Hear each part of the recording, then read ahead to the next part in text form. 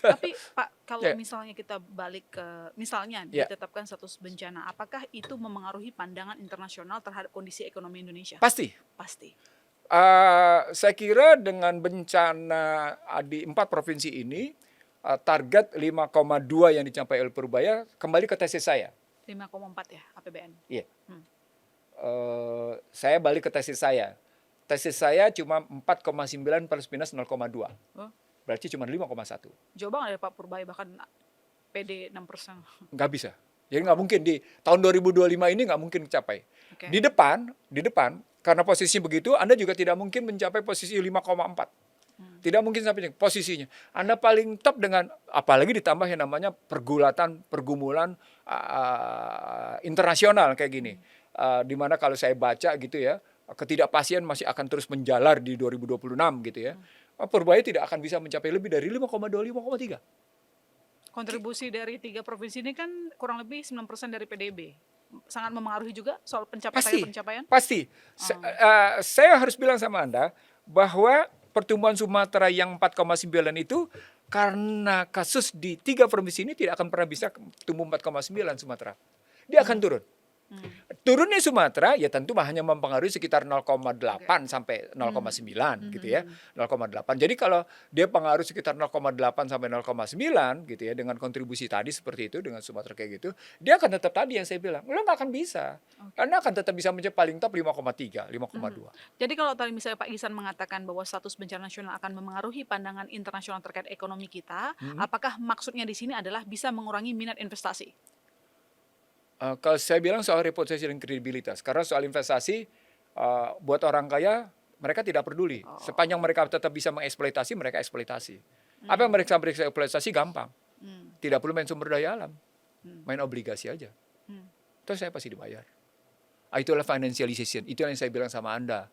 Bahwa permainan obligasi itu sebagai wujud financialization itu berdampak pada gini rasio dan berdampak pada yang namanya pemiskinan. Bukan lagi masalah, pemiskinan struktural. Pemiskinan struktural oleh siapa dan dilakukan sengaja maksudnya Pak Ihsan? Iya, Oleh. pemerintah melalui perliputan kayak gitu. Ilona, Hmm. tahun 2010-2011 ketika Amerika berusaha mengatasi global financial crisis, keluar tulisan Stiglitz tentang the price of inequality yang melihat yang namanya didudukinya Wall Street adalah bukti bahwa bailout tidak mengatasi. Dan salah satu kajiannya di situ adalah ternyata Amerika mengalami ketimpangan pendapatan, ketimpangan rasial sudah sampai pada kanker stadium 4. Hmm. Ketika dicari penyebabnya, pendapat baru kemarin kurang lebih sekitar beberapa tahun lalu kajiannya gitu ya muncul, itu karena finansialisasi. Ketika dikejar lagi finansialisasi apa? Karena besarnya utang pemerintah. Oke. Dan siapa yang beli utang pemerintah? Orang kaya. Maka dia tidak pernah bisa mengatasi tadi ketemu analisisnya Stiglitz. Hmm. Ketimpangan ekonomi yang sudah kanker stadium 4.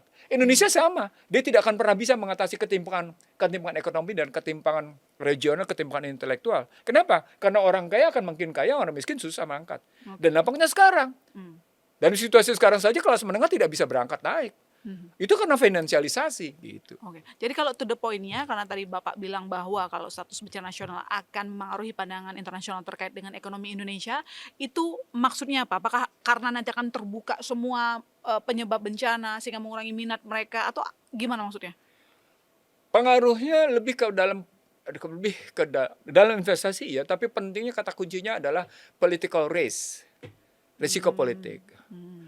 Risiko politik itu sangat ditentukan oleh kepemimpinan nasional, kepemimpinan itu. Itu namanya itu country risk dalam itunya, itu credit rating. Hmm. Semakin ambruk kredit rating, political risk, semakin tinggi suku bunga, semakin mahal, semakin tinggi yang namanya obligasi, gitu mainannya. Dan karena mereka tidak mau, ya kalau memang melihat tadi pertarungan pada posisinya sumber daya alam yang ekstraktif dan eksploitatif, ya terus mereka berujung pada yang namanya obligasi, ya silakan Anda akan masuk di situ. Ya, Indonesia tetap akhirnya menjadi apa? Menjadi objek. Itu yang saya bilang Indonesia adalah hint country. Jadi satu negara yang statusnya hanya selalu menjadi pusat penghisapan kekuatan global. Ya itulah trickle up, bukan trickle down effect. Trickle down efeknya mana ada? Ada. Tapi yang efek menetes ke bawahnya cuma 5, efek menetes ke atasnya bisa 23-30 kali lipat gitu. kaitan dengan Sumatera, kan terjadi pemiskinan massal.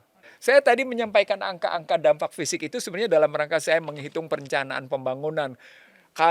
Misalnya dari kerusakan 2.100 kilometer pada jalan ruas nasional, terus pada jalan daerah, berapa duit yang diperlukan kayak gitu ya. Uang 60 triliun nggak cukup. Mengatasi rumah yang rusak, rumah sakit yang rusak, sekolah yang rusak, rumah ibadah yang rusak, pesantren yang rusak, segala gitu ya, jembatan yang rusak, 60 triliun nggak cukup. Kalau dalam kacamata saya begini ngelihatnya, saya tidak akan pernah menyampaikan angka lebih dahulu tanpa saya bicara tentang tata ruangnya. Nah, ketika bicara tata ruangnya, saya harus memilah-milah mana wilayah komersial, mana wilayah yang namanya publik, mana wilayah kuasi, mana wilayah industri, mana wilayah permukiman, mana wilayah yang itu harus dibedakan, mana wilayah hutan. Anda tahu nggak, dengan posisi bencana kemarin apa yang terjadi? Indonesia telah mendorong yang namanya ikut pemanasan global. Itu mahal harganya. Mahal harganya. Karena hutan kita habis karu-karuan. Nah di situ sudah berkurang nilai hidup kita. Kenapa? Karena O2 kita sudah berantakan. Nah ketika Anda bicara tentang 60 itu, iya Anda harus memperbaiki kualitas kehidupan itu. Itu yang saya bilang tidak cukup satu generasi. Ketika saya ngelihat bagaimana pohon yang 1,5 meter dibantai kayak gitu, itu tidak cukup satu generasi. Itu butuh beberapa generasi. Sehingga kita ingin mengembalikan kualitas kehidupan kita seperti waktu itu, seperti sebelum terjadi bencana. Waduh, itu nggak cukup 60 triliun. Di situ mulai tata ruang. Jadi dekati dulu dengan tata ruangnya, tata ruang airnya, tata ruang daratnya, tata ruang udaranya. Mari kita benahi bareng.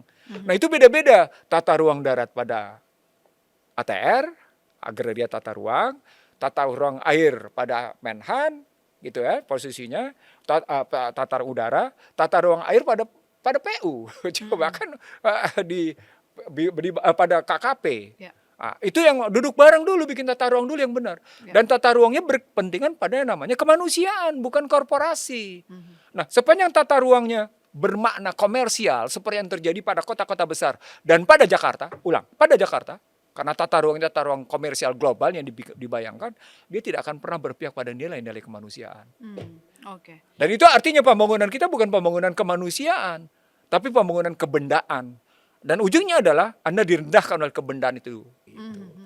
Gitu kita berharap dengan bencana di Sumatera, pemerintah bisa lebih kreatif lagi mencari sumber-sumber pembangunan. Ilona tahu nggak kalau kalimat saya apa? Bencana Sumatera Utara, Sumatera Barat adalah tamparan bagi pemerintah karena telah memilih paradigma pembangunan yang salah. Buat saya tamparan, bukan pembelajaran.